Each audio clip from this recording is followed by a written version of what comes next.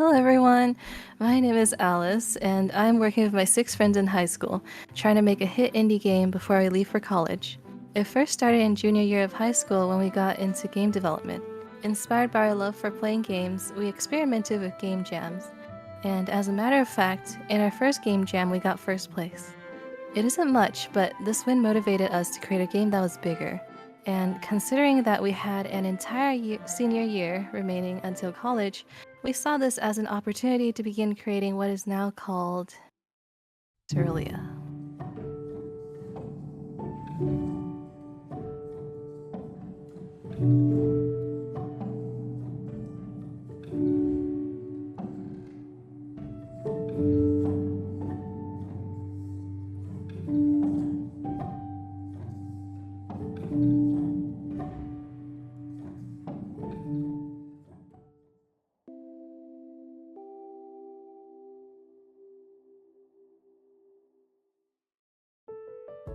Serulea is a top-down RPG narrative puzzle game. It's a game that shares 2 perspectives and has the player control both characters similar to the game Unravel. Each perspective in the game will have a unique difference, whether it is different dialogue when interacting with objects or different mechanics in puzzles. We wanted to make this game based around the story and our characters, but also wanted to include a unique take on the puzzle and minigame genre so we didn't just replicate our inspirations. For the story, it follows a sister, Lotus, and her younger gremlin brother, Calin. In their world, a rapid sort of disease called encryption spreads across the world, and they're forced to live inside of their home. With their mom suddenly disappearing to research the disease, and their dad gone, they live in a deserted house for years until their mom, Mika, gives Lotus a pendant in her dream. Mika tells them to head to a sanctuary called Aviary and to use the pendant to travel there. Pretty awesome, right?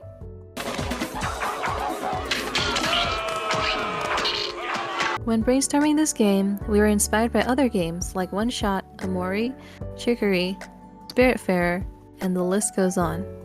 We wanted to have a strong emotional story like One Shot and Aviary, but didn't want to blindly copy its premise and themes. And trust me, it was really hard trying to think of something original.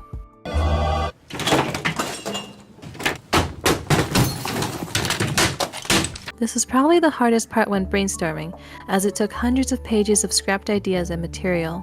We even rewrote numerous game manuals, recreated GitHub repos, and prototyped ideas in Milanote before settling on the story, as we really wanted to make it good. But besides the story, we also liked the mechanics in Chicory and in The Witness. So I implemented using a mouse in our top-down game and similar puzzles to The Witness with lines. And finally, we wanted to take inspiration from the aesthetics from Spiritfarer, and even, I don't know how to pronounce that, but the text will be on the screen for you guys. So, after much debate and failed attempts, we settled on a mix between watercolor and hard textures art style.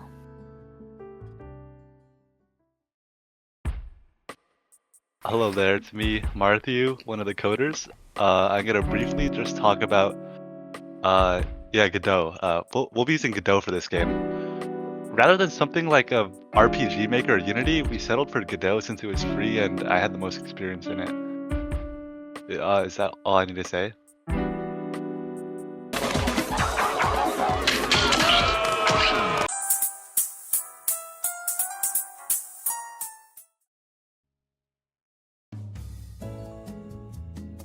I'm recording. Yep. So how do we start this? I don't know. How do we start this? Do you I think you guys introduce your names, right? Oh yeah, sure.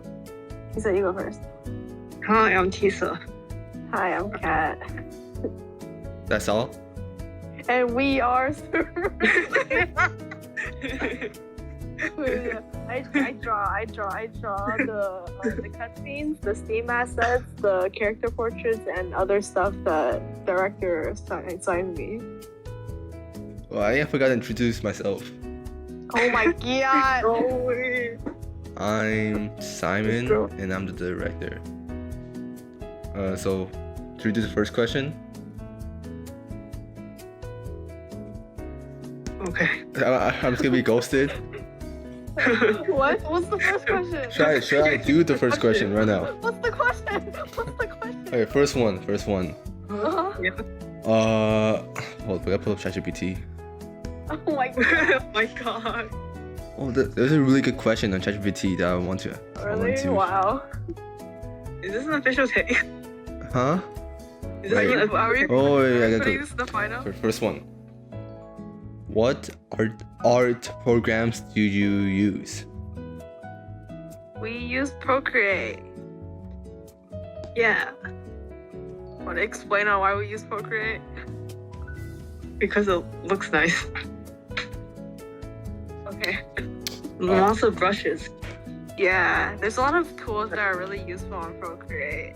And also it's like the first art program I ever used besides Ibis Paint. I drew with my finger. Okay, next question. Mm-hmm. Do you think Serulea is shaping up to be a good game? Why or why not? I think it's turning out. I think combined, it's turning out to be okay so far. But it's very time consuming. I A think lot it more could time consuming. I think it could, yeah.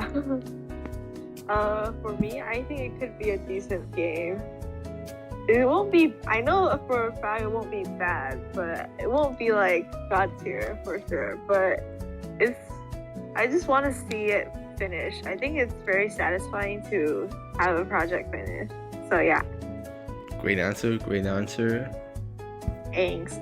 You're not gonna like tell me what I think. Oh yeah, oh. What do you think? What do you What do think? you think, So director? I think that I'm gonna ask a new question. What the hell? Why'd you...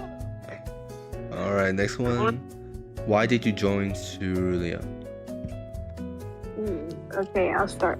For me, since I've never been like a part of a game development team before, I wanted to try it out, and that's the main reason. And also, I wanted to try something new because, yeah, I've never done anything like it before. My reason is kind of the same, but I also wanted to like draw more because I don't draw that much, so I wanted to force myself to draw more. I could tell. I love drawing. Okay. I'm gonna get you. Next question. What's Uh-huh. your favorite part of working on the project? I honestly like drawing the characters because I've always liked drawing characters. I like thinking about, like, when I'm drawing a character, I like to think about like what they would do. I kind of envision myself as them, and I put them in the environment I want to create for them, and it's fun to try to portray a character. Yeah. And basically, Tisa has the opposite. What?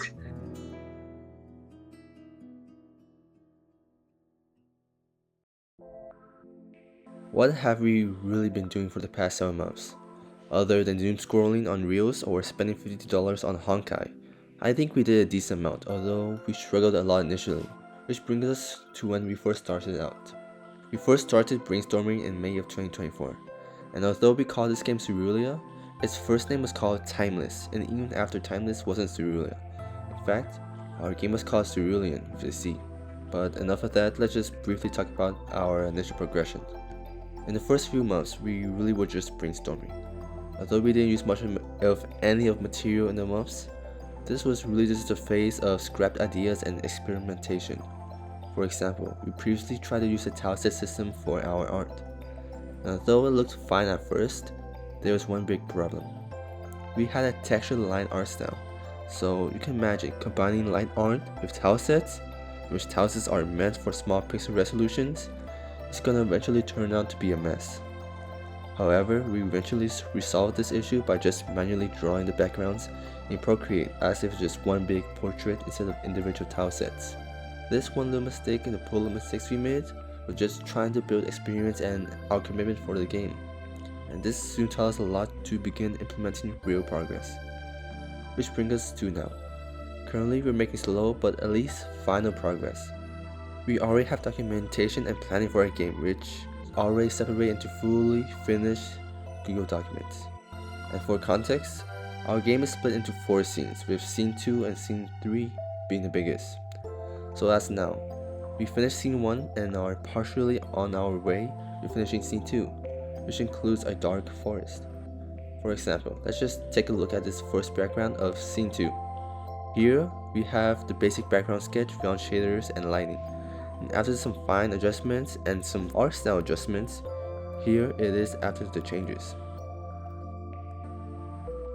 We've yet to implement more polishes and shaders in our environment, but we feel confident that our current progress right now is going towards a right direction. Alright, I think I'm done talking. I'll just let the 2 other hooligans talk about their progress. Hi, I'm the main artist for the game from the interview. The general art style for game was supposed to be watercolor-like. Really, do I draw with watercolor digitally or traditionally? As a result, it was definitely a learning curve to understanding these new brushes. Even now, I struggle a lot with using them. In my opinion, the backgrounds for Scene 1 is one of the most important visuals in the game, because it can either encourage the players to continue playing or make them want to drop it entirely. In this first scene, I wanted to depict a home that felt gloomy and perhaps even a little unsettling.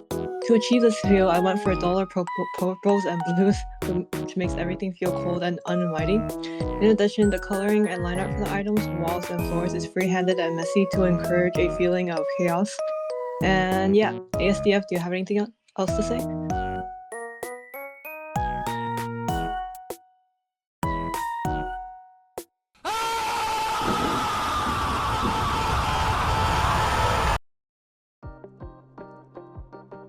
Hey, it's the only...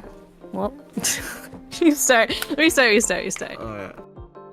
Hey, it's the one and only Alice, the cool coder of the group talking. So, I was actually kind of worried when I realized we'll be using Godot, as I had no prior experience with it. I've mainly used Unity for a couple of projects before, so switching platforms meant I had to relearn the UI and its structure. The hardest part of learning was honestly just getting started. I was kind of afraid of the learning curve, but most game dev platforms are pretty straightforward. I tried to learn Godot through watching videos Simon compiled for me, and honestly, I don't even remember half of what those videos said. So for learning to be effective, I think practice is what hits it home. The videos taught me Godot's structure, but to truly understand it, I had to make something to get used to it. I found that following tutorial videos to just learn what I had to make at the moment helped the most, and gradually, the more I repeated making things on their own, the better I got at it. So don't worry about learning everything before you start making a game. Just try. Don't be scared of the unknown.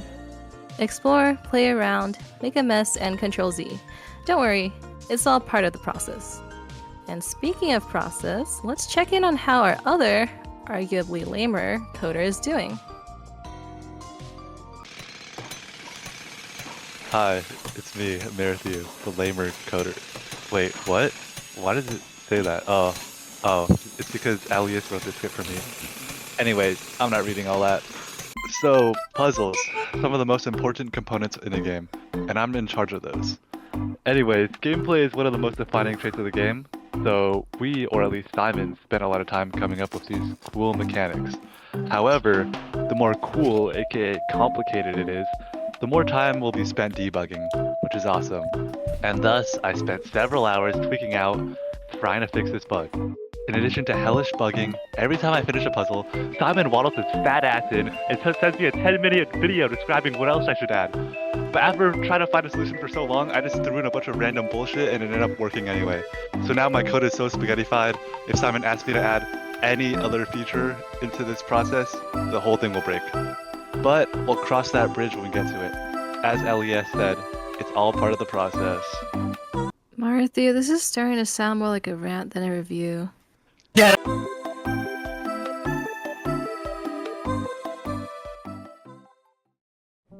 Hello there, I'm Simon again, and I'm the music man for this game. For the direction of the game, to be honest, it's really quite hard to pin exactly what our style music is. I wanted to blend in inspiration from the OSTs from Ghibli's Spirit Wayfarer and all of that orchestral music. However, to really hone in that atmosphere in our game, I also decided to use a lot of synths and electrical tones, similarly to what Aviary uses. In fact, I'm going to show you a sneak peek of one of our OSTs, which is the menu theme.